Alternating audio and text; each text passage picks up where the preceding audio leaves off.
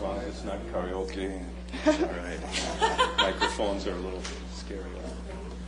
I'm never a big fan of the way my voice sounds, and I always feel they're optimized for men's voices. And so then when women speak in them, it's like our voices say, Yeah, they turn up the treble side. kind of annoying. I wish it had some kind of like active feedback. Good audit. Yeah, right? You didn't have to audit your butt. You can squeeze over too. I'm actually an Delta. Do you guys mind if I introduce you, or do you want to introduce yourselves real quickly? However you want to do it, I'm flexible. If I let you guys do it, if you do it really quickly, Do you want? do you want me to? Or will introducing? Yeah, no, whatever. Okay. Do you have this? Okay. I'm happy to do it. For all I of think them? sometimes it's, you guys can speak to your own. This is all of them, right? Who you are better.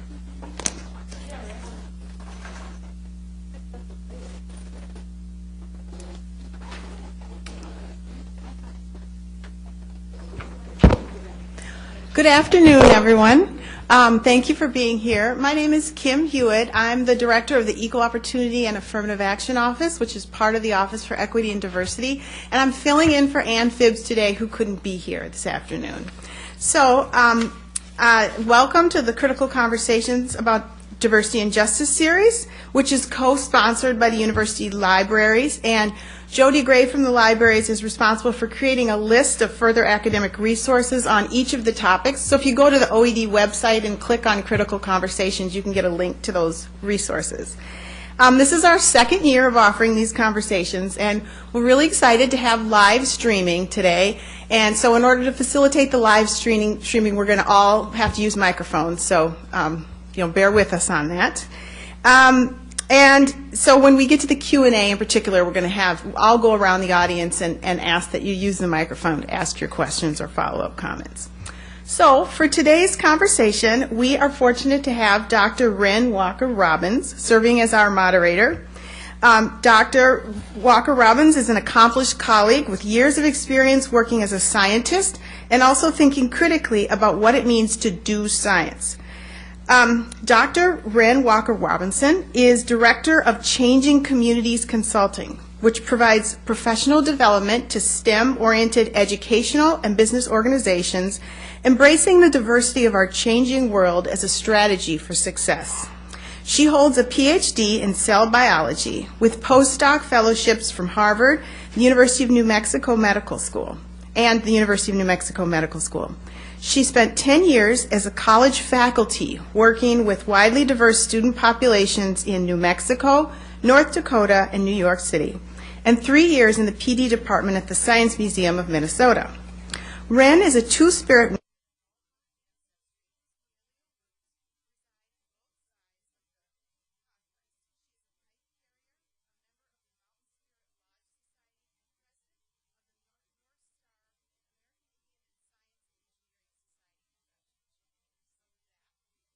Dr. Wren Robbins-Walker. Thank you.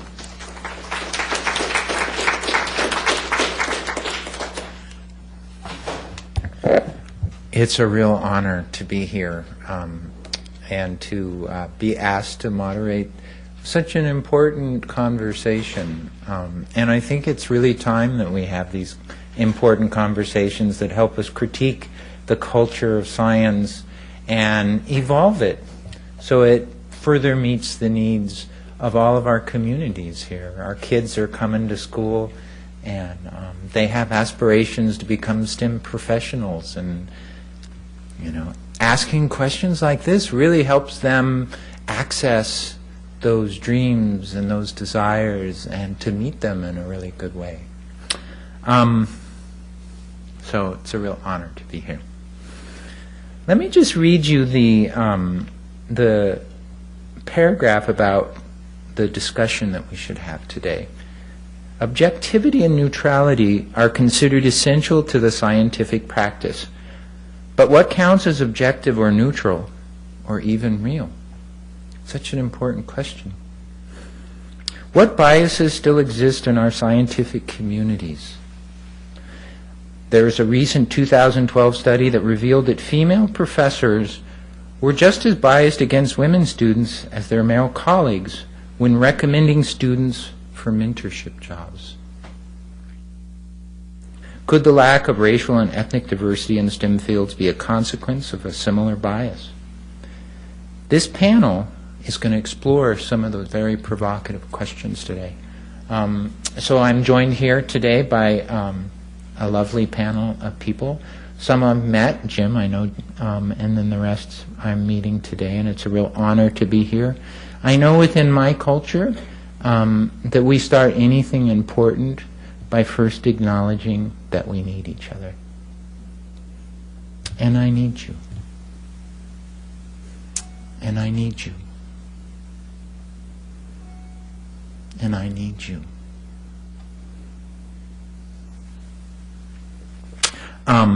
So I'd like to spend just a quick minute before we get too involved in the discussion and let our panelists spend a quick moment and introduce themselves. So make sure you use a microphone and spend just a minute, maybe 2 minutes, telling us about yourself. Okay, I'm Tamara Marcus. I am a undergraduate student here at the University of Minnesota. I study biochemistry and English. Last year I started my research in the Indian and Nepal Himalayas on water quality and biodiversity. I sampled 6 lakes throughout the eastern, central, and western Himalayas, and the spring and the fall for seasonal analysis, and plan to return this summer for monsoon season. Thank you, Tamara. Hamita Kepi, Ampeto Kide, Chante Washte, Napetu Yusapido, Wambdi Hayetu Emakiapido, Iminija e Imachake, Ochete Shakoing Oyate Himata. Hello, my relatives. I greet you today in my Dakota language. I said my name, Wambdi Hayetu Jim Rock in English. I said I was born here at Iminija Ska. It's today called St. Paul, and that I'm of the Ochete Shakoing Oyate, the 7 Starfire nations, were the 4 Dakota, 2 Nakota, and Lakota branches of the one people. And I should say that Makoche Chokalaki, Dead Unkumpi, Dead Unyakumpi. We are here at the Dakota center of the universe, where the rivers join. 45-degree north latitude, between 0 and 95. For our people, it's our Garden of Eden, our Genesis, the place of the Otokahe Kagapi. As an undergrad, I was here at the University of Minnesota, chemical engineering, astronomy, and I'm pleased to say I also taught a program here for American Indian students in science and math that came for a summer program from all over Turtle Island. They were native students, and we were hoping to recruit them to our programs here. That was for about 16 years. I'm currently a professor over at Augsburg, nearby, in 3 departments. Teach American Indian philosophical thought and spirituality, and archaeoastronomy, native skywatchers course there, and some education courses. I have, 2 projects that are each 3 years in running with NASA and NOAA. I'm chair of the board of Dream of Wild Health, Craig Hassel over here. And it's a great organization, and probably my time is up. I'm Lee Penn, and I feel really privileged to live near where the rivers join, actually. I ride my bike along the Mississippi River every single day to campus, and I really value that part of my morning every day. So anyway, that was a nice introduction. So my name is Lee Penn. I'm a professor in the chemistry department. I got my bachelor's in chemistry at Beloit College, a small liberal arts college located in Wisconsin. I went on to the University of Wisconsin at Madison to get my master's and PhD in materials science. And then I went to Johns Hopkins University to do a postdoc in environmental engineering and earth and planetary sciences. And then I came back full circle and came back into chemistry, where I enjoy collaborating with environmental engineers, geologists. There's one over here in the audience. I'm very fortunate that he came. and chemical engineers and mechanical engineers and people in the School of Public Health, and I feel really lucky to be at Minnesota. I really love this place in a lot of ways. Let's see. I currently oversee a research group of 8 graduate students and several undergraduates, and we're working at the intersection between environmental chemistry and nanotechnology. We make a lot of materials, and we study how they react in reactive systems, in particular in environmentally relevant systems. And then we also spend a lot of time on green material synthesis. So can we make a better solar cell but using green chemistry principles to do so? And I think I'll leave it. Oh, no, there's one more thing. So just recently in our department, we started a new diversity initiative where I would say that the department has really stepped up our embracing diversity and striving to embed it in our organizational culture and workplace. And I'm very, very honored to be the chair of that committee. So I think I'll leave it at that and pass the mic to her. Let you use that one. I'm not afraid of that mic, but my name is Barry Cordero. I'm the national president for the Society of Hispanic Professional Engineers. We're a 10,000 member plus organization across the United States, and we're focused on increasing the number of Latinos who enter into and succeed in science and engineering field. I also work at Medtronic. I'm a Lean Sigma deployment leader for our batteries capacitors production site, and I work in diversity at Medtronic to help try to increase the diversity of leadership at this very technological company. My background is biomedical engineering from the University of California in San Diego, and I'm a veteran of the U.S. Navy nuclear power program. Thank you, panelists. I wanted to mention a couple more things about the panelists. All of them are leaders in the kind of intersection between science and engineering and culture in their own unique way, as women of culture, as Native Americans who are thinking about how do we live in this world in a good way that honors science, no matter where it was in time or place. Lee, I noticed in your bio that, like me, you're a queer scientist, which is an interesting term, and I think another aspect to the dimensionality of being an academic is,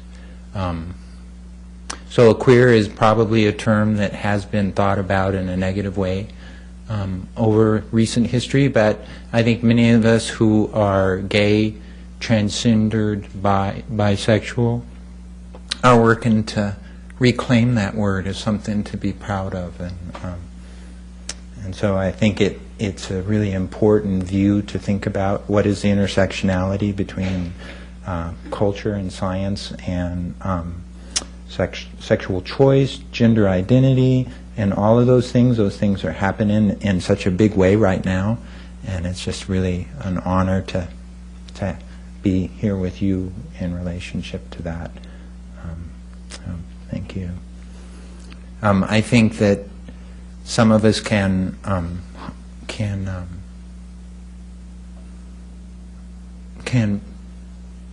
be real leaders for students in these ways. I want to tell you just a really quick story to kind of introduce the topic a little more, and then maybe share a few questions with you that I think are helpful in terms of critiquing the culture of science. When I was a little girl in science class growing up and learning about water, and I had a science teacher who taught me very clearly that water was a molecule and that it was a material thing, had a dipole moment, and it was kind of like a little magnet, and it forms hydrogen bonds. And in the winter, instead of getting more dense when the water freezes, it gets less dense. And that is so cool and such an important thing. One of the things is I was sitting there as a little girl and didn't see reflected in that scientific view of water is that from my cultural perspective and my understanding, water is also alive. It's got spirit. And it's got a job to do just like the rest of us. And that perspective of water is not an alternative perspective or a competing perspective. It's a beautiful perspective that allows people who come to science from who hold different cultural views to begin to critique science in unique and really powerful ways. So I've often talked about the culture of science with my colleagues, and sometimes when I talk about the culture of science with my colleagues, especially in the relationship to equity and access in STEM education and STEM careers, my colleagues sometimes get this kind of confused look on their face, and sometimes even a little bit of hostility. Like, what do you mean the culture of science? Science is objective. It creates answers about the world that are valid and aren't dependent on a given cultural perspective. And I had a story with a colleague that I called up, and I said, Jason, I've been talking with my colleagues about this, especially in relationship to equity and access in STEM education, and some of them don't seem to acknowledge that science operates within a larger societal context, and it's contiguous with that larger context, and that Western science is contiguous with the Western mindset. And so what questions get asked really grow out of this view, this Western perspective of what is a valid question. And all of a sudden the conversation got quiet, and I said, where are you at on this? And he said to me, that's not my understanding of science, and it's not the National Academy's understanding of science. And he is a director of a large science museum in the United States, probably one of the largest ones. And he says, our job is to teach science and to teach the values of science, skepticism, objectivity, to help kids have a tentative relationship with scientific knowledge that changes as we understand more. And that's what we're there to teach these kids. And that's what we're teaching science for. And I stopped and I listened, and I was listening. What didn't he say? He was saying a lot of things, but what didn't he say? And what I realized that he never once qualified his use of the word science. As if his understanding of science qualified as science.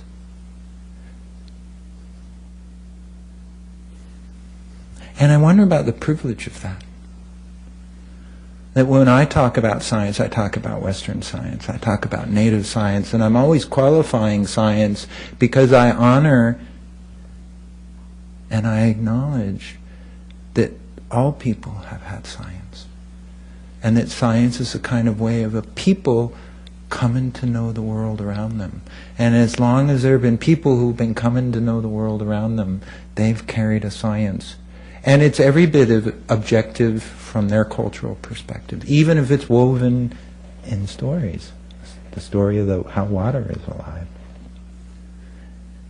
So I think that forms a really powerful set of ideas that allow us to begin to critique the culture of science, especially within the framework of access and equity in STEM education and STEM employment. I just want to mention one more thing before I open it up to the panel at large. When we find ourselves in STEM, science, technology, engineering, and math, we find ourselves at a kind of epicenter of inequality. So when we look at access to STEM education, when we look at achievement for students in science, when we look at representation of folks of color in STEM careers, we see that as you approach science, the inequities seem to grow. Boom, boom, boom, boom. For instance, it's said that Native Americans are on par in terms of their presence in colleges, in terms of how many of us there are. But when you look at when you look at our representation in STEM fields, you see a big disparity. And it gets worse in math and finds its ultimate inequality in science.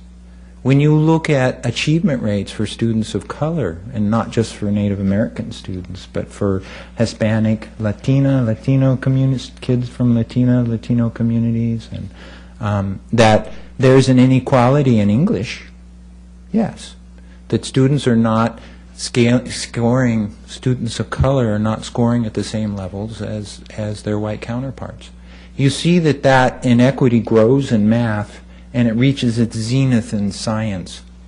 And the only reason I bring that up is that it pushes towards something that's fundamental about the relationship of science, its relationship to culture, and the access of students in education and careers, and that it finds its epicenter here in science. And I believe, and I think there are a lot of people who will agree with this, that it has something to do with the culture of science. So I want to leave it there. I want to open it up to the panelists. And I want to begin quickly. Maybe each of you would take a moment to talk about why you find passion for this this discussion. Why are you here, and what are you passionate about in relationship to the culture of science, in relationship to equity and access in STEM education and STEM careers? And I just open it up to the panel. You guys can go in any order.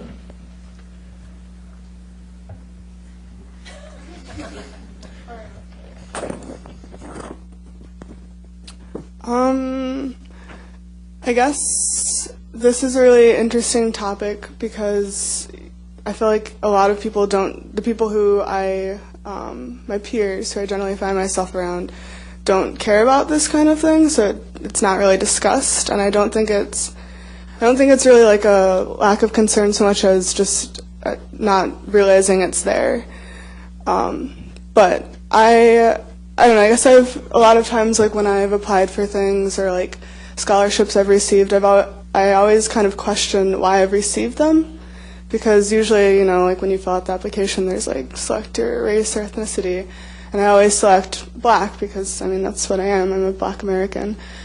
And so there's always this like affirmative action kind of idea behind my mind, like, did I receive this because I deserved it, because I was equal or better than the other applicants, or is it because I was the best minority? So it's kind of, I don't know, that's kind of what drew me into agreeing to be on this panel, because I'm interested in like that kind of perspective and other perspectives in kind of diversity in science.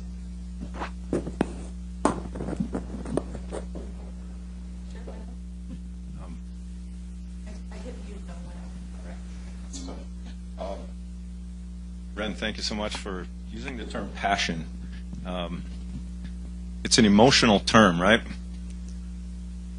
Are we allowed to have emotions and be scientists? I think that's the frame for that question, because I know I certainly do. And I would credit mitakuepi, my relatives. By that, when I greeted you, how mitakuepi, hello my relatives, we're not just greeting those of us with two legs. In our indigenous ethic, not just as Dakota, but the grass, the tall, standing, rooted ones, the water is a relative as well.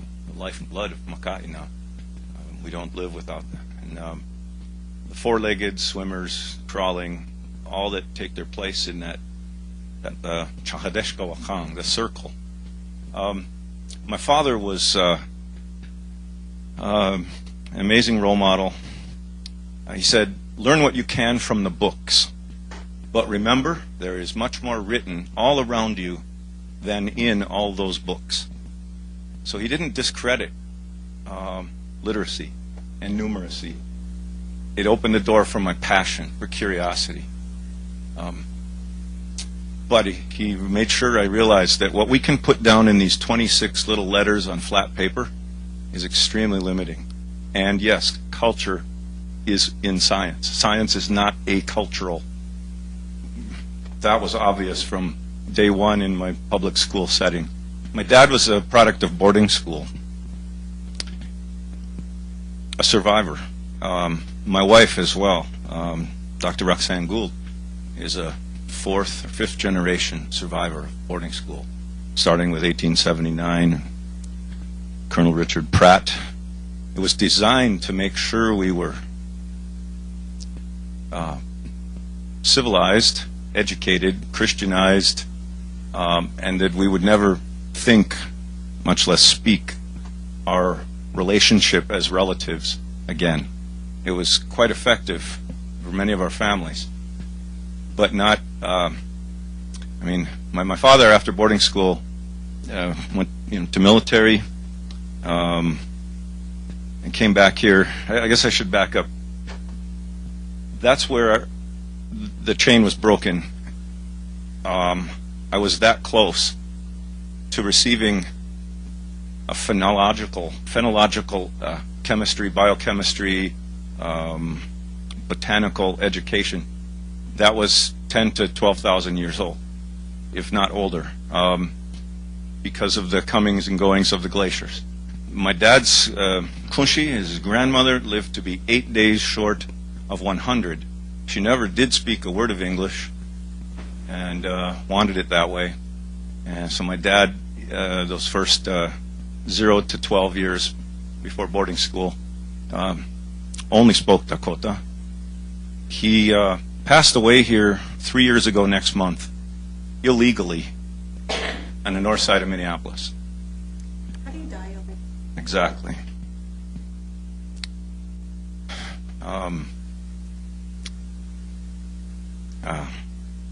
Because this is 151 years since I'm still here and those in my family are still here illegally.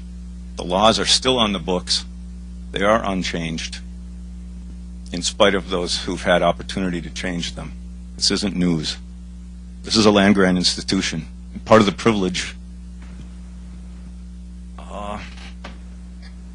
I was able to experience, the irony, is that Abraham Lincoln and the deals that were made to make sure that my kind wouldn't be here. Only 10% of us are still here. 90% since 1862 no longer live in Minnesota, Makoche. And my dad was one of the last full-blood, first-language D speakers still living here in Minnesota, Makoche. One of those that came back. He's from Sisseton, Sisseton, but not really. This is where we're from. This whole state and beyond. So our names for every plant, every star, every relative of the wingeds and four-leggeds, we didn't need Linnaeus to tell us in Latin. And Greco-Roman tongue wrestling is the basis of exclusivity. That is why, whether we speak Ojibwe Moin or Dakota or Ho-Chunk or Padwadme, Maya, no importa si hablamos en español, francés, japonés, alemán, inglés, they're still colonial languages, right? We here have been under at least 4 flags: Spain, France, England, now the US of A.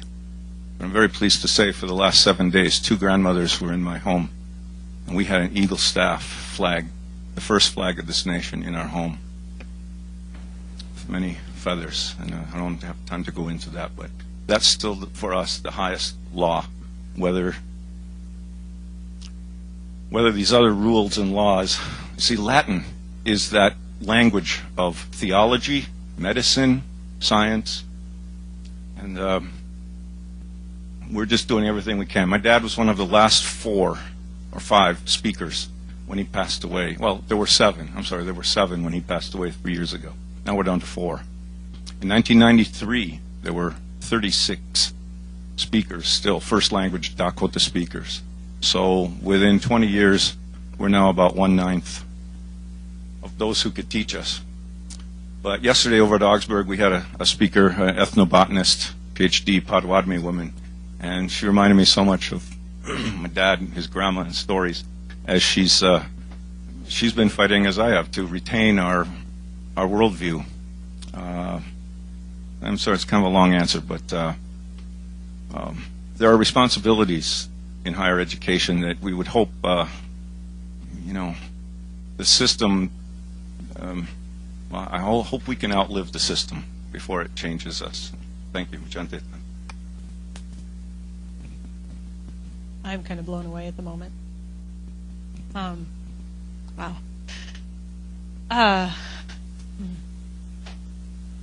It's interesting that you started off with the description of the word passion as emotion, because when people apply for science faculty positions, if people don't hear your passion for science, you don't get hired. And yet it's supposed to be objective. Interesting, right? Right. Right. I actually recently saw a video clip of Feynman talking about people who do science. And basically, he described himself as just a person who happened to fall in love with science, and he spent a lot of time doing that, and so he got good at it. But he was just a person. What he chose to study was informed very much by his perspective that he brought to the table once he became an experienced and independent scientist, and my life experiences inform my decisions about what to study as I have become an independent scientist. And I think that's true for everybody who has embarked on an independent science career. Your perspectives and your life experiences inform the decisions that you make. So for me, we do a lot of work with nanoparticles. Do you think the nanoparticles care that I'm a queer scientist? Do you think the nanoparticles care that I'm struggling to get funding from whatever agencies I'm trying to get funding from? Do you think the nanoparticles care that, it was probably, I think, 5 years into my career before an international student joined my group? I don't know why that was. It just was, The nanoparticles don't care, but we do. The nanoparticles don't care at all. But they're fundamentally interesting. Why? Because of the perspective I brought to make decisions about what I would study. I don't know if that makes any sense. It makes sense to me, I guess. That's the only one that matters? No, I'm kidding. So the other piece of it for me is I'm a parent of a black child, a black American, to use your phraseology. I like it. And I think about this child in the state of Minnesota, and I think about the statistics for African American boys making it through high school and succeeding and, making it to college and all this stuff. And I think about his perspective in so many ways, and how can I help him make it to the point where he says, I'm a person who's worked really hard at X, and I'm doing X because I love X, and I've spent my time getting good at that. And so that his life experiences set him up for success in X. And how do I do that? So I find that really compelling to think about who are we excluding from the table when we make different decisions about how we do science, how we teach science, how we fund science and everything else. And not only as a parent, but also as an educator and a researcher. So that was a very non-linear thing that I just did, and I think I'll pass it to the next person. Feeling overwhelming pressure to be very profound, but I tend to not be. So I'll just tell you what I'm thinking. That all you guys are really impressive. I don't belong on this panel, but I'll do my best. So the Latino community. I guess I should back up.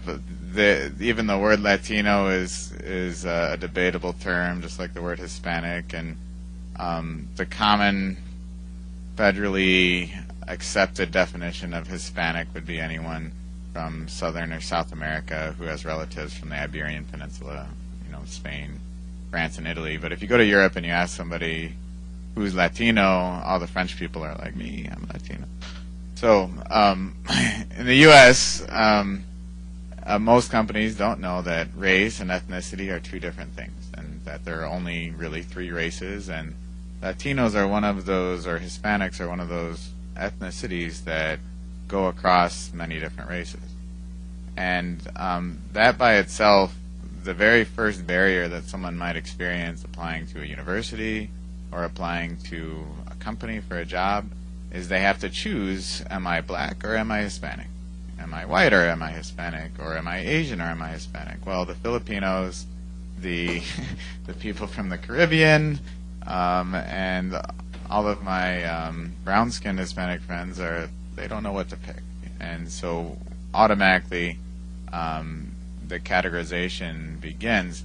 And what's interesting is that all the discussion we're having about the culture of science, I really feel like we're talking about the culture of business that happens to be affecting science. And the culture of North America as we know it, and how we've applied it to careers in science and careers in education and careers in industry, because like you said, the science doesn't matter. The objectivity required to analyze something and determine if it is, truly reacting or not reacting, that's a lot of times is independent of culture, but who has the opportunity to do that analysis is dependent on the culture of the country that we're in, and that culture is a very complex and unique culture. So my organization focuses on access, awareness, access, support, and development. Those are the four main portions of our mission. And our mission is about helping Latino, Hispanic students understand that they can get a career in science and engineering, that it's fun, that they can be creative, that they don't have to give up their culture, they can still contribute to their family, they won't drown in debt. And in order to do any of that, we have to convince their parents, who are mostly first generation in this country, and they're scared to death because they're being watched by the government, and they're afraid to do anything wrong, they're afraid to have debt, and so they discourage their children from pursuing engineering and science degrees for lack of knowledge. And then when you get into a university and you go into an engineering or science degree and you're 5% of the population, you can't even find another Latino student. I was at UC San Diego, where the population in San Diego is about 50% Hispanic, and on campus it's 3%. So you would mistake Eastern Asian students for Latino students, just hoping you can build a connection there. And a lot of us got along anyway, so I really enjoy a lot of that food. But anyway, so what we've found consistently in junior high, high school, universities, and companies is that if there is no community, if there's no connection, it doesn't matter what major you want to go into, science or not science, if you can't find people with similar understanding to how the world works, it's very difficult for you to survive, and it's very easy to quit. And the 52% failure rate for engineering students who start an engineering degree and when they finish in 5 years, that is mostly because that lack of a community. So that's me babbling. Not very profound, but that's how I see it.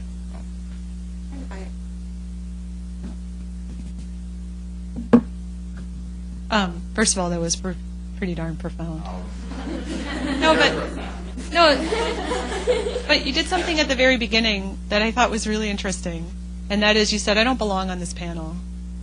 And I don't feel like I belong on this panel. Good. It's this funny thing where...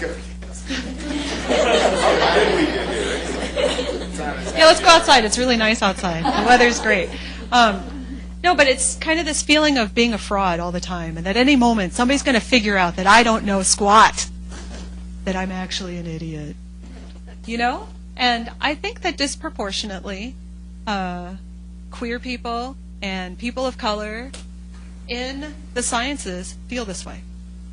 And I think it speaks very much to what you, Ren, were talking about earlier about the culture of science, and I can't remember exactly the words you used, but the person who said the way the person had portrayed the idea of science as his idea of science is obviously what science is, I think contributes dramatically to the feeling of fraud when you don't necessarily have the same perspective of what is science. So that's what I wanted to add. And it all came from you, so it was obviously profound. Anyway.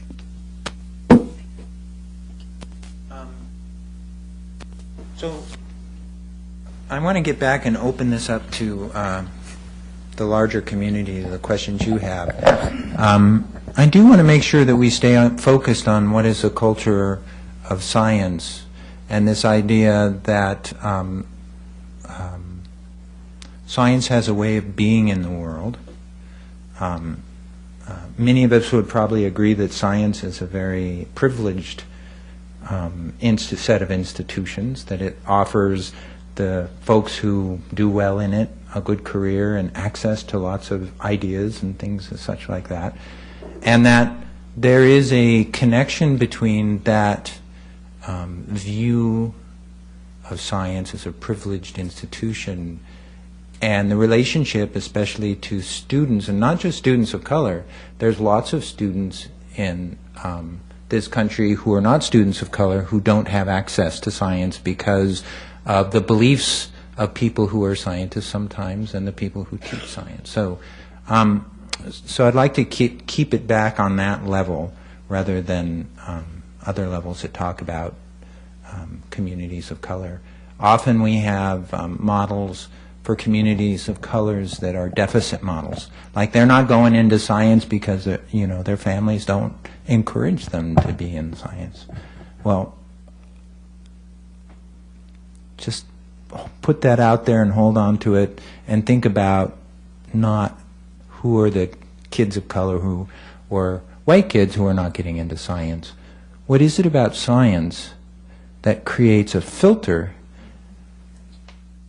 that doesn't allow a broader participation of kids and professionals in science? So I open this up to your questions for the panel, so please.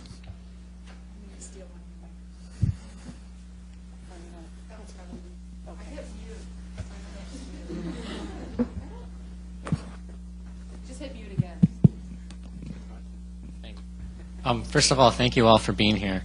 My name is Brian Smolyak. I'm a postdoc in the Department of Soil, Water, and Climate. I identify as a white male. I acknowledge that I've been very privileged in that respect. I have a comment and then a quick question. The comment, I just want to push back a little bit at a few things that I heard. One was that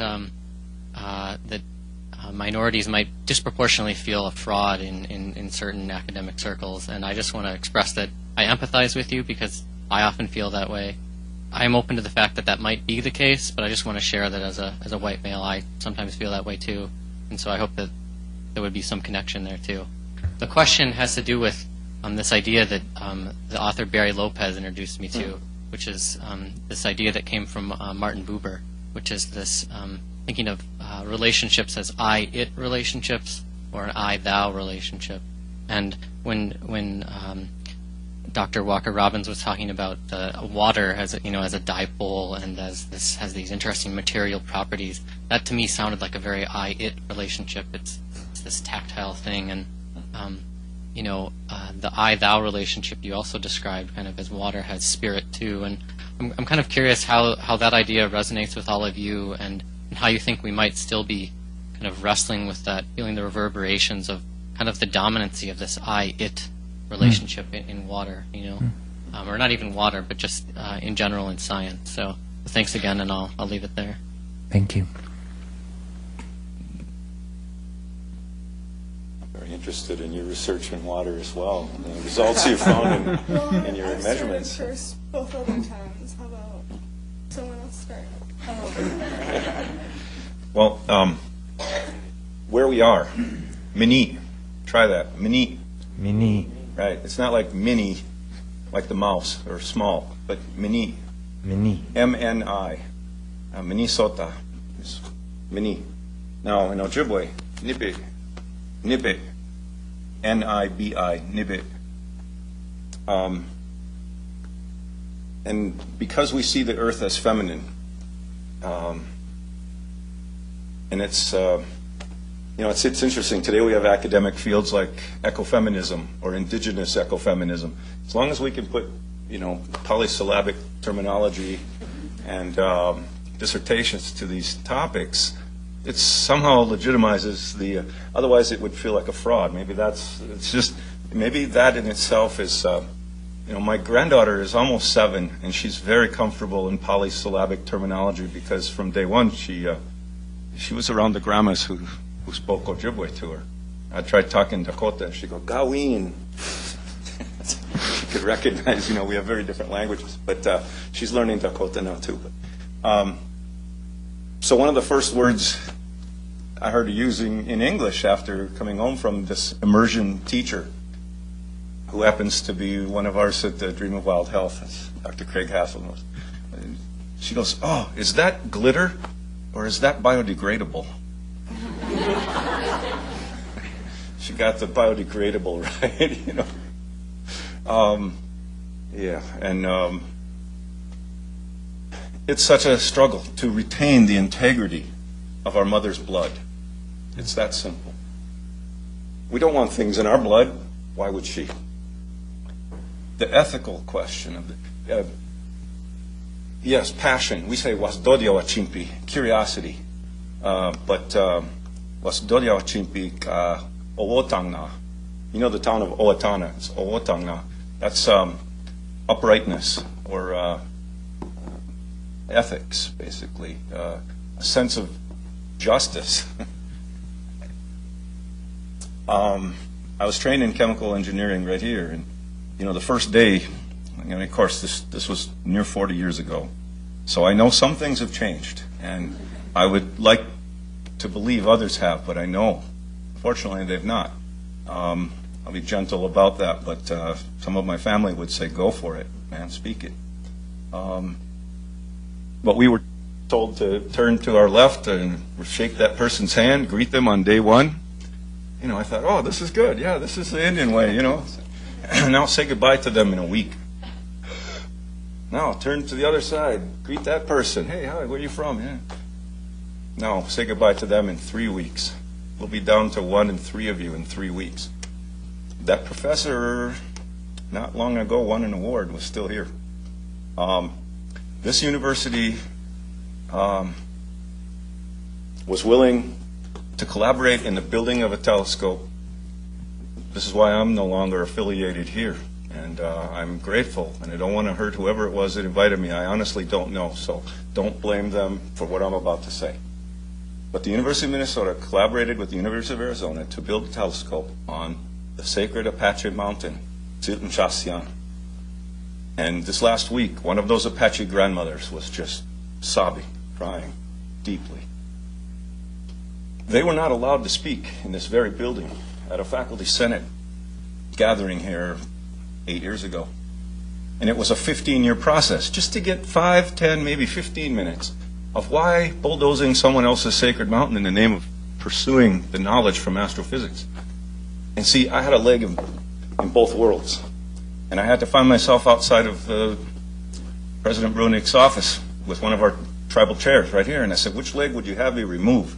The indigenous one or the science one? Because so far I've been dancing on both, and I really love both legs. And I love working here because my heart is here. This is where I grew up. I want to contribute here, and I teach other Native students. But there are times where we better know that Owotonna, it's curiosity with ethics. We better know what our backstone is and what's in our backpack too. But we better know what we're standing for. Because if you haven't worked that out beforehand, you will slowly find chip by chip, erosion by, or vertebrae by vertebrae, or the quality of the water.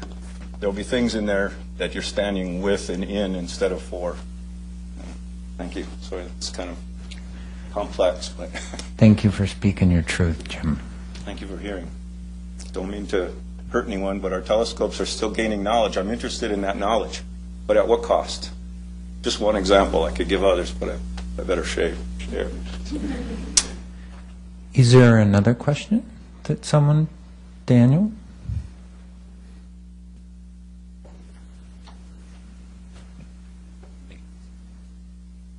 In science, we talk a lot about the technical skills. We teach you how to gather data, how to analyze it, all of those things, whether that's peer-to-peer, teacher to student, graduate advising. But there's a lot of other things about being a scientist, and I feel like I should have just started compiling a list of the hidden curriculum when I got to grad school. All the things that I came in with no idea how to do. How do you approach a professor about borrowing their equipment? How do these meetings work? You guys don't interrupt each other near as much as my last workplace do. You know, all of these things of science as being a human-to-human endeavor as well. Sure, when you go into lab, I can follow the protocol and add the right chemicals and get the reading off and, you know, do my ANOVA on it. But everything that gets me to that point, I found really, well, laden with culture and often just assumed. We never make it explicit what are the rules or guidelines or how we teach that. Do any of you have thoughts on how to teach it, or just good stories of when you've walked into a space and you find that everyone is just playing by a different set of rules than any that you know? So, if you guys are okay, we all play by different rules, and no one tells us the rules. Is this on? No, it's not. Okay. Is it on now? Yeah. Okay, good. We all play by different rules, and you walk into the room and you don't actually know which rules are operating. I did not get my PhD in chemistry, and I walked into a chemistry department as a new faculty member having no clue what the rules were.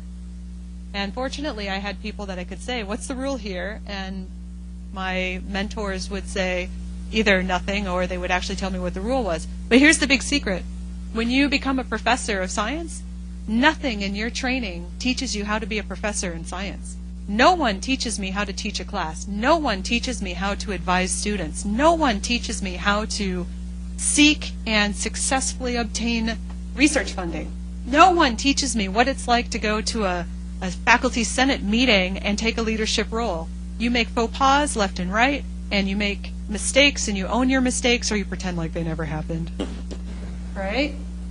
And so that's the big secret, unfortunately. The answer is that everybody's playing by their own rules. That's academia, in a way. And I think that's changing. I think that's changing for the better, and I think the rules are becoming more transparent. For example, at the University of Minnesota, there's been a big push to making tenure a transparent process. So we have these 712 statements and everything is laid out. What are the expectations for you to achieve promotion to associate professor with tenure? And I think that as a culture, at least at this university, we are improving. But still, I did not come into this job with any training in how to walk into a room of 335 students to teach my general chemistry class. I just made it up as I went along. So anyway, yeah. So I'm sorry to tell you. That's a secret we're not supposed to say. The handbook has been out of print for a long time. So can I add a piece to that, Lee? I know that when I approached graduate school, the first thing I did at my first graduate committee meeting for my doctoral dissertation committee meeting was to bring donuts and coffee to the committee meeting, because that was part of my cultural background. And I can still remember the cold looks that I got from my all-white committee members who thought I was kissing their ass. And I wasn't. I wasn't trying to butter them up. I was doing what made sense to me from my own cultural perspective. As I moved forward, I realized that the career that I was in, while there is a lot of talk about the culture of science, one of the parts of the culture of science that no one told me about was how competitive it was.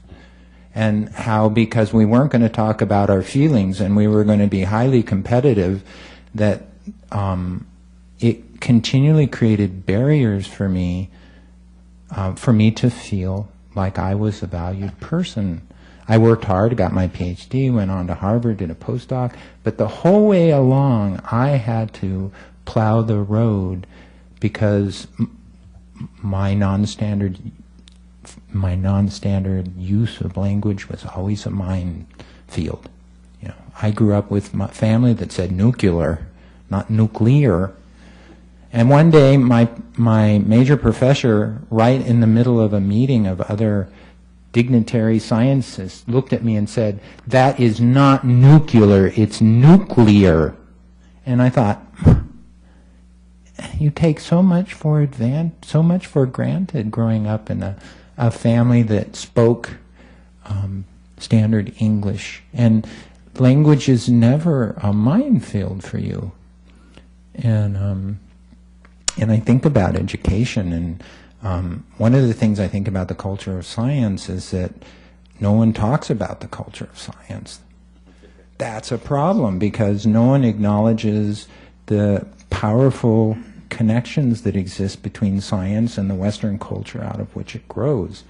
And because they don't acknowledge that when they go into a science class and they have a bunch of students of color looking back at them, they have no foundation for making the bridge across their own culture of science and the culture of those students that are sitting in that class, because they've never thought about it. And so the implication of never thinking about, never training college professors or engineers to think about what is the relationship between the culture of science, or what is the culture of science, that they're not prepared to go into a classroom and build those bridges across to kids who come from different cultures. So that science teacher was teaching me about water, never understood that I might have a different view of water, and that was a scientific view, and it was part of a huge, long tradition of Native peoples understanding water. So I just wanted to add, because I think that the culture that you talk about of here you are, figure it out, and don't ask me any questions directly. I think that's further amplified in Minnesota. I'm not from here. I'm not from here, but boy, talk about don't look me in the eye and don't ask me any hard questions. That this is the place. But that's made even worse, I think, to Ren's point, if you come from a different culture than this culture, or the predominant business American culture. I think what we're struggling with at Medtronic, well, specifically in my business unit, is a cross-cultural problem, but it's even harder with the different ethnicities, is how do you create a culture of thinking problem solvers who want to learn to learn. It doesn't happen automatically. You don't say, hey, figure out how to learn. It's the business unit or the university, it's everyone's responsibility to look back at how we used to learn through mentoring and apprenticeships and helping people to learn through failure. That culture has fallen away, and we're so much more now on timeline, every man and woman for himself, competition, success, and dollars. From an outsider perspective of academia has turned into this capitalistic, aggressive place where it's not necessarily about the best science, but how do we get the most money to keep our university afloat? That's my perspective and many of my colleagues' perspectives of universities. And when I went through the system, that's how it was, hey, you want to be a PhD? Because we'll make a lot of money if you come up with some great ideas and we patent it. No, you're not interested in that? Well, we're not going to tell you how to survive in industry, because that's not what we're about. And I mean, that was the university I went to, and I hear a similar story at other universities. Can I just add something to that? Well, just speaking about competition, it's not even just at a higher level. It's definitely present in the classroom. I know, when I was a freshman in my Gen Chem class, it was so frustrating to me that you knew that everyone who was taking this class could not pass, that someone had to fail for you to pass. And it's that kind of, I get, that it's impossible to learn all this information, and a 60% average, that's the average, so good job, you got 60%, but you obviously don't know the material if you get 60%. But you beat the average, so you'll pass the class. And it's that kind of mentality that's just, I feel like it's kind of represented in as you move up into science. The more you go up, the more competitive it is. But taking on my research project last year was kind of it was the next step. I've done I did a year up, Daniel, And then I did a research experience for undergraduates funded by the National Science Foundation in the Bahamas, which was looking at anthropogenic changes and climate variability. And that's kind of what inspired me to want to do my own research. I wanted to core the lakes that I was working on, actually, but financially that wasn't feasible. So it's kind of, you just kind of have to like find something that you're really interested in and maybe scale it back, compromise a bit in the beginning. But if you keep working at it, then you just really have to be intrinsically motivated, and any chance you get to learn something, you have to take it. So it's definitely, I think it's something that every student has to do and has to figure out, but it's definitely more prevalent in, you look around in your classes and there's 3 other people of color. It's not, in pretty much all my classes, that's how it is. So it's definitely harder for that percentage, that minority, to take advantage of the resources available because you just don't know. In my chemical engineering courses here, there were 200 of us and 7 women. And because I carpooled with one of those 7 women, I learned a lot by trading eyeballs, hearing our stories, hearing that frustration. And it can lead to incredible emotional failure, even suicide. I sat down under these trees many times thinking, stopping out and getting your gumption again, coming back and saying, it is not going to bulldoze me. I deserve to be here. I've worked very hard, et cetera, et cetera, et cetera. You get yourself back up, you come at it, and it's like driving a bicycle through the sand. I love riding my bicycle through the sand. There you go. You get tired. I'm actually completely serious. You are. I know. You along the river. You told me today. It leads me to thinking about, I was speaking to a high school student of color who had applied to be an honors student here at the University of Minnesota, and she's like, what's the number one thing I should do to set myself up for success? Those are my words. I'm interpreting what she actually said to me. I can't remember exactly her words, and I said, avoid isolation. Definitely.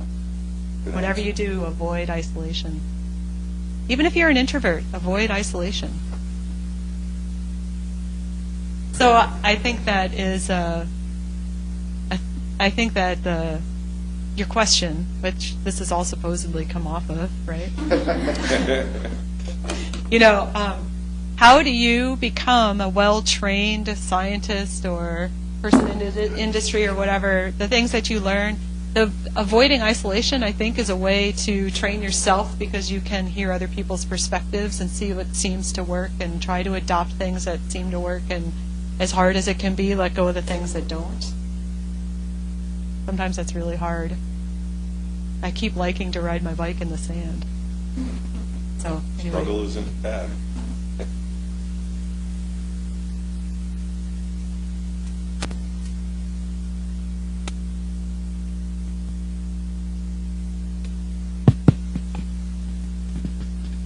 Thank you. I especially want to thank the youngest among you and the eldest among you, because this is not an easy thing to do.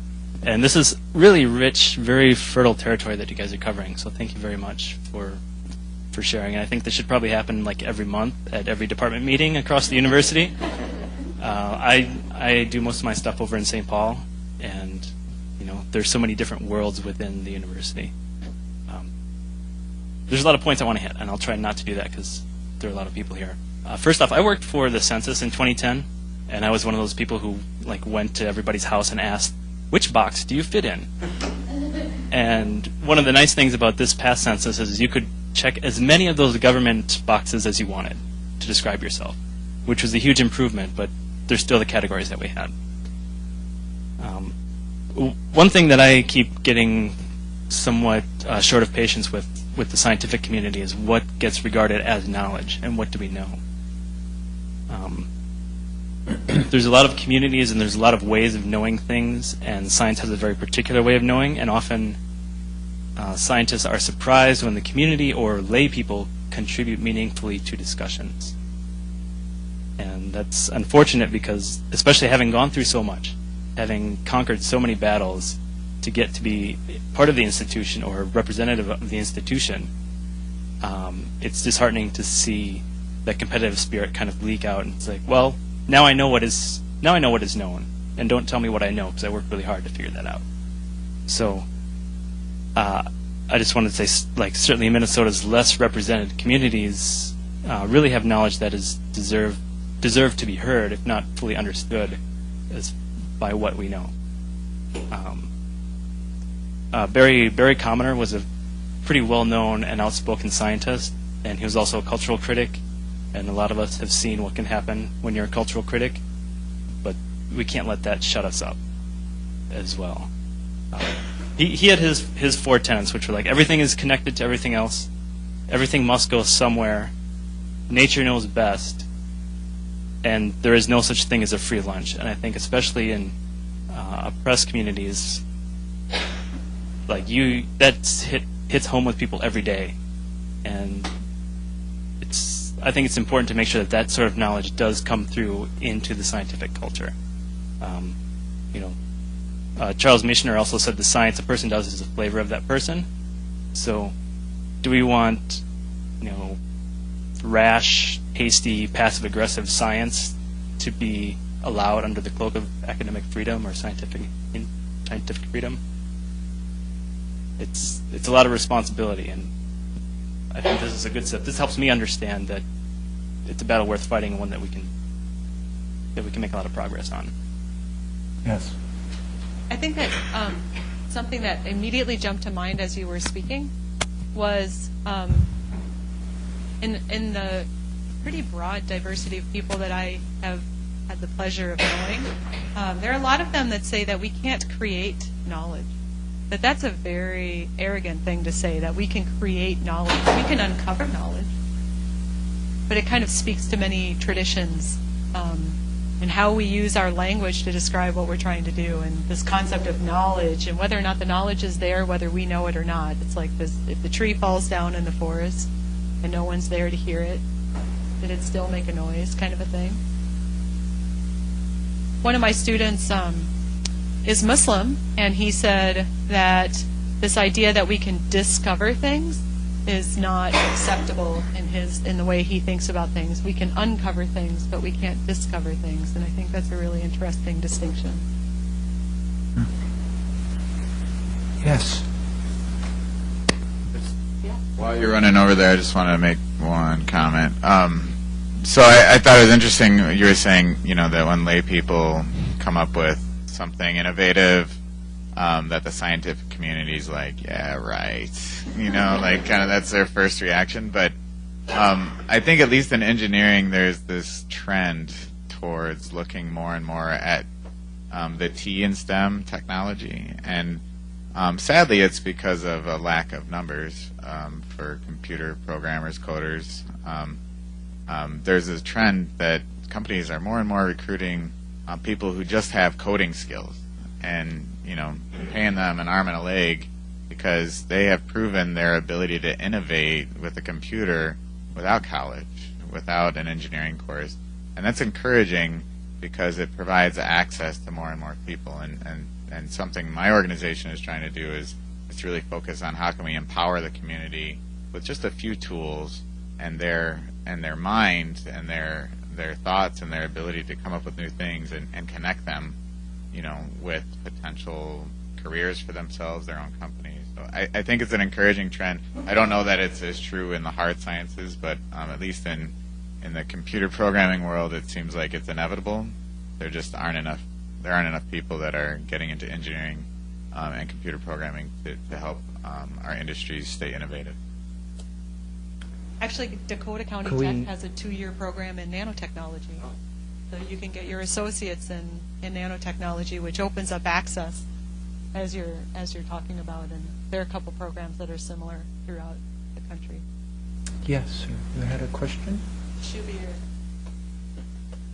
Yeah, I just wanted to support what Lee said about uncovering versus creating knowledge. And but I wanted first to acknowledge that so many times that my eyes have been tearing up when you guys are talking about this thing, because I remember my grandfather and my grandmother. I went to college. That was supposed to be great. but I was always afraid I won't make it. And when I was a graduate student in Cambridge, I told a friend of mine in India, this is all the same. I went to each university and they teach things the way they think is right, and I figure it out and I get through. But I didn't feel I had great knowledge about all this.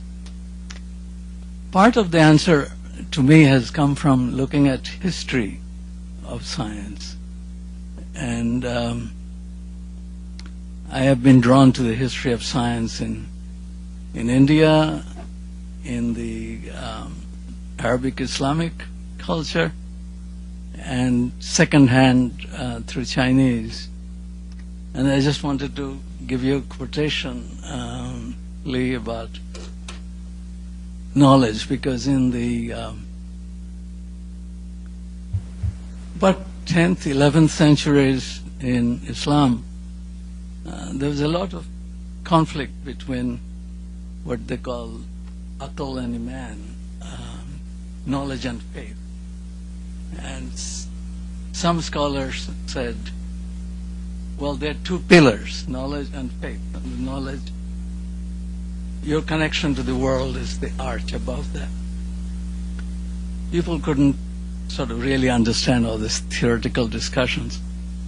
There was one man, my hero, 11th century person called Al-Biruni, and he had said, when he was being attacked for wanting to go beyond Quran and learning from the natural world, he said, why do you say that God doesn't want us to study about nature? Because we all say that God created this world, and it is up to us to find out what is meant in that creation. That's what I do. And he was fighting with somebody argumentatively, and he spat into his hand and he say, now how would you know that what comes out of my body is salty? Taste my spit and tell. I just wanted to add a little bit to that, to add on that. How do we approach science? How do we come to science as our whole selves? And recognize that solving all of the tough questions means not leaving some essential part of ourselves at the door. Thinking a lot about teachers. How can a science teacher, walk into a science class and bring her entire self and model that so every child in that classroom that's around her understands that that's, wow, I see you doing that, and I want to be my whole self too. And so, yeah.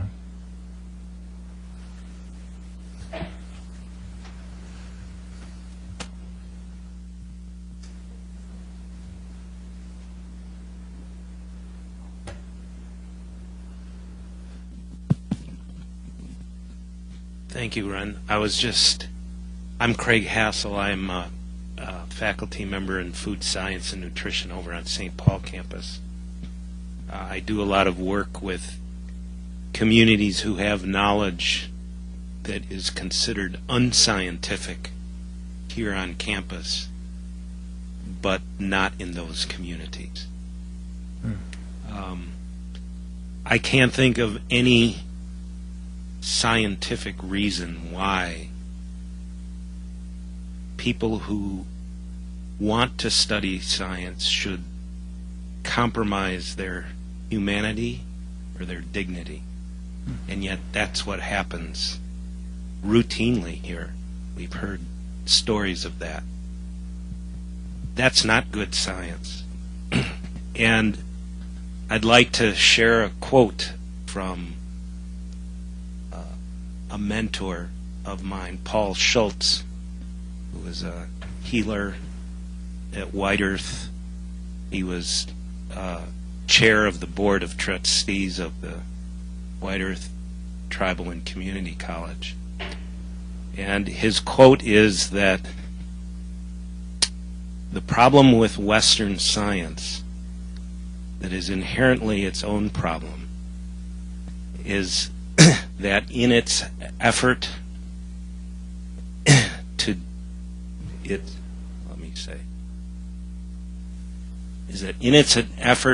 to do good research, it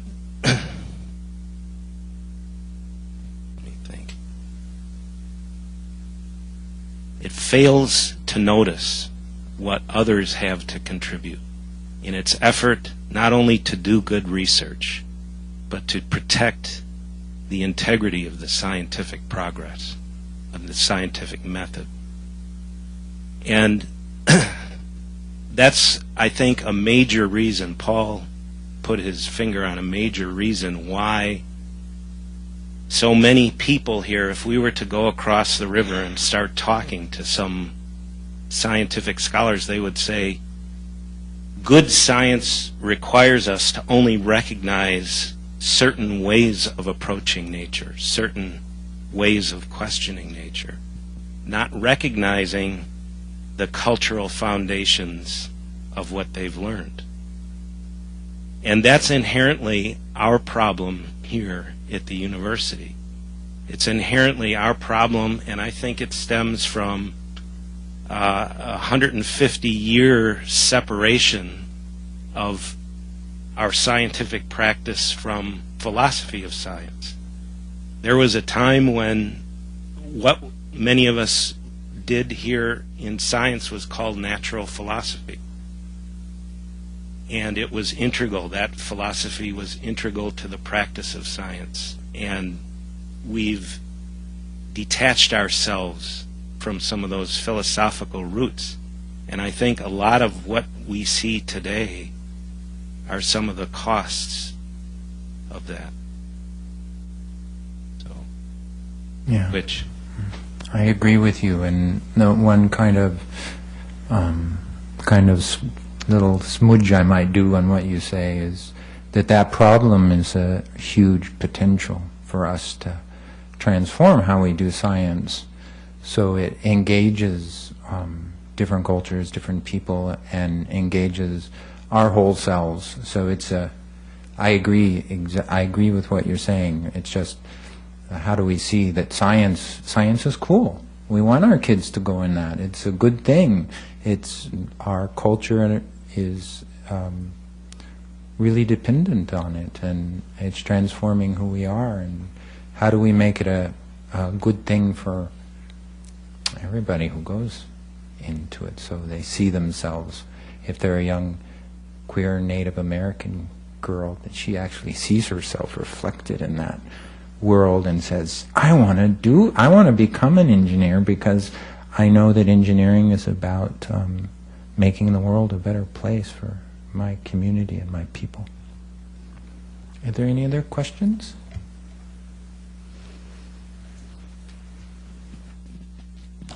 Yeah.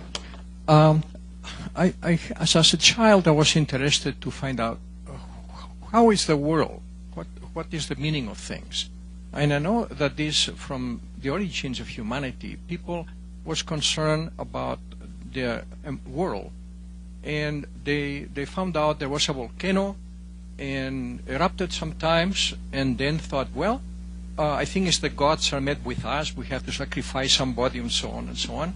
So I think it's in the world of belief, spirituality, and then there came other people, and they said, well, you know, we cannot just predict the world, if a volcano will erupt or things will happen.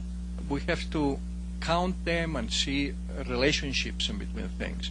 And I think the problem is one of definition. Okay, I think we search for knowledge, and there are different ways to arrive this: intuition, beliefs, spirituality. It all has a place. The problem is when we try to assign and say science is this, is spirituality, is history, intuition.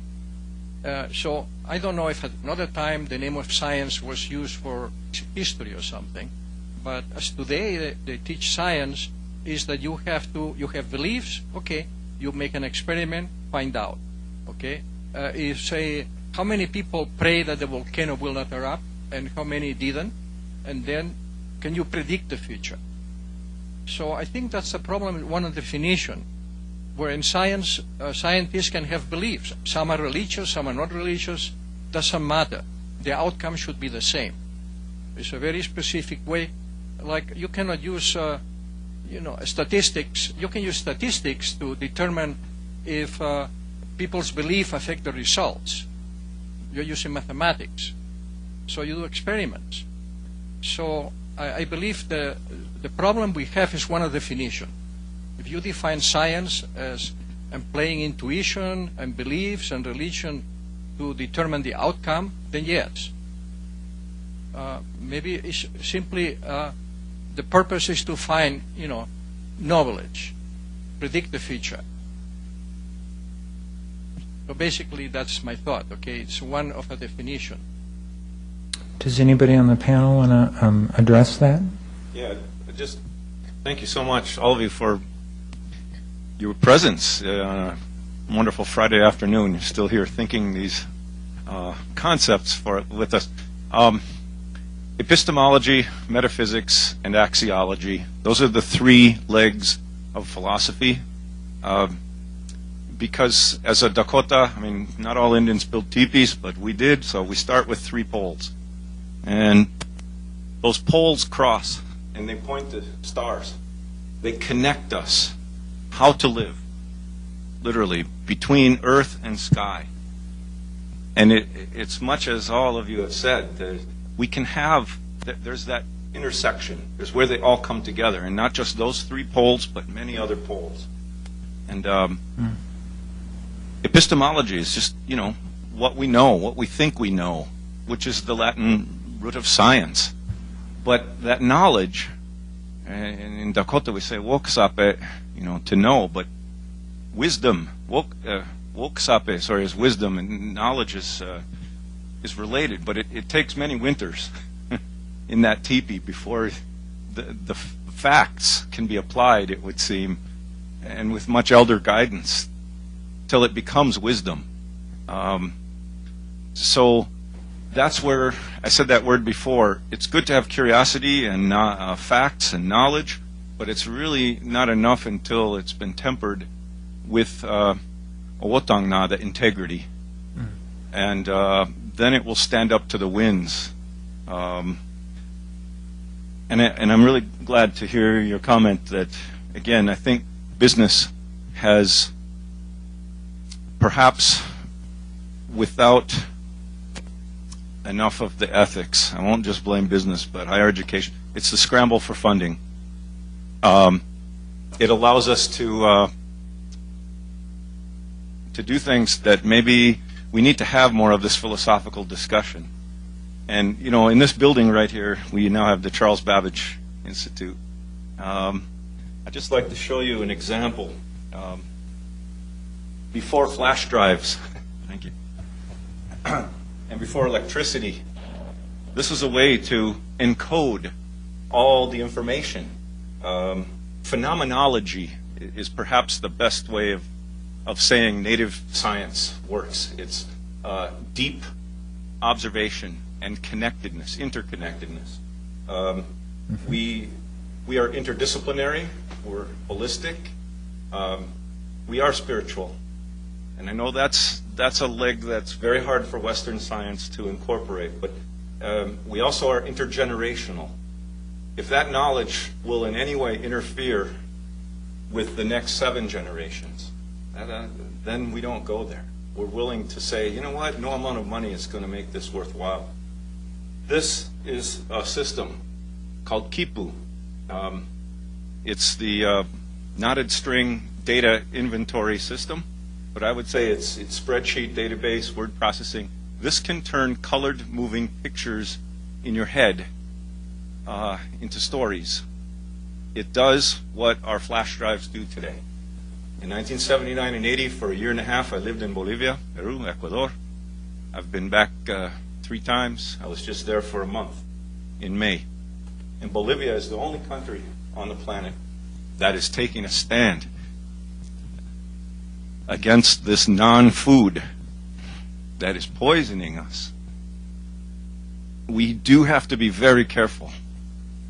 And there's a point where physical science becomes political science. I know I crossed that.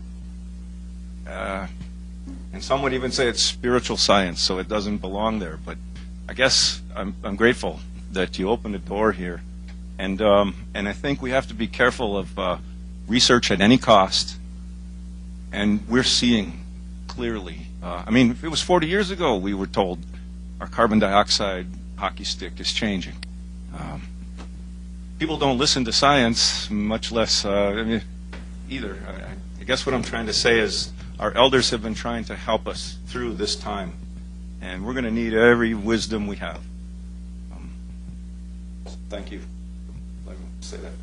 Thank you. Yeah, I agree that maybe there are some definition challenges, but I think a lot of my opinion is that a lot of what today we think of as faith and spirituality maybe in the future will prove to be mathematically and statistically relevant, and maybe it is a question of definition today, because if you go back a few hundred years, many of the things we thought then were maybe only opinion and subjective have since then been, a lot of that has been proven to be fact.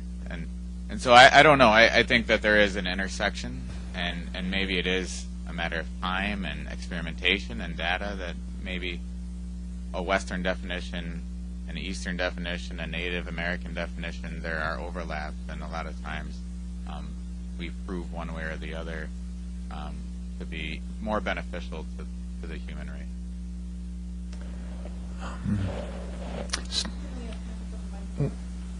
This person here in the Minnesota shirt has had a hand up like 5 questions in a row. Thank you. My name's Anna. I work for the College of Science and Engineering, and we're doing a lot of work on women's retention in particular. There are other people working on students of color, underrepresented students. But something that I think about a lot on my own personally, and I had an experience with this in a class that I help teach, is empathy. How do we teach empathy? We have 75% white male in the College of Science and Engineering. How do we get them? They know the numbers. They've heard it a million times that women are underrepresented, students of color are underrepresented, but they don't understand why that's important, I don't think. They hear the numbers, but they don't get why that matters. They don't get why having only 25% female, in my experience, or 5% students of color, why that's important. And so my question is, if this is an answer, is how do we teach empathy if that's a way to help other people understand these issues? I think it's fascinating. When you look at the etymology of empathy, you find that empathy only entered the English language 60, 70 years ago from the German. And so it's a very new concept for us. And I think that's a really important question about the culture of science and engineering being held by people who don't understand why it's important to make those changes. And so thank you for that. That's such an important question. And I wanted to finish by saying, how do we imagine together a university and a professional culture that really engages a broad swath of people from cultures, from different ethnicities, people with different gender identities. How do we do that in a way that we begin to engage? And we ask kids to come to science, and we don't expect them to assimilate into a view of what science is. So we start thinking about Western science and native science, and those become part of the discourse that we have together, that we acknowledge that science isn't a unitary thing. And that I think when we do that, that we will begin to create those empathies. It's really interesting. Where I did my graduate work, in the research wing, there was a single women's bathroom with a single stall. And so the inequality was woven into the very fabric of that building, and the expectations that women wouldn't be there. And what's really powerful is that's changing in many ways for a lot of the disciplines, still working on engineering to get women more involved.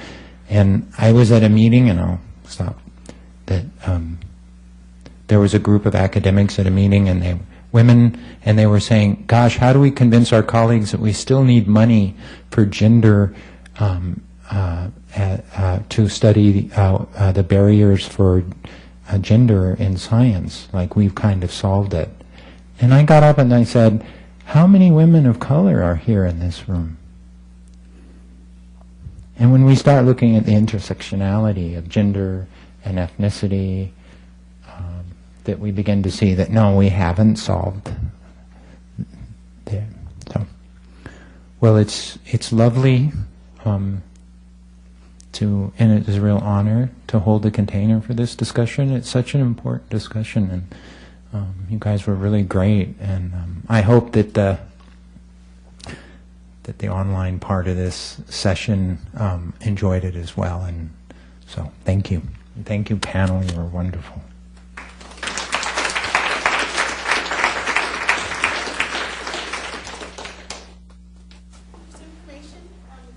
About the next critical conversation, which is on January 31st, and it will be about issues